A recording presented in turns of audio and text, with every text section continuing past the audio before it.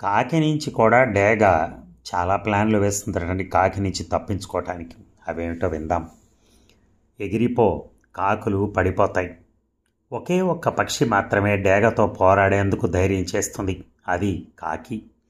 అది డేగ వెనక భాగంలో కూర్చుంటుంది. మెడ మీద కరుస్తూ ఉంటుంది. తనతో పోరాడాలని అనిపించేస్తుంది. కానీ డేగ మాత్రం తల తిప్పి చూస్తూ ఒక సమాధానం కూడా ఇవ్వదు. దీంతో ఫైట్ కూడా చేయదు, వాదించదు. ఎందుకంటే డేగకి ఫోకస్ ఉంటుంది. కాకి కోసం శక్తిని వృధా చేయదు. డేగ ఒక నిర్దేశిత గమ్యానికి పయనిస్తుంది. రెక్కలను పూర్తిగా విప్పి ఎగురుతుంది.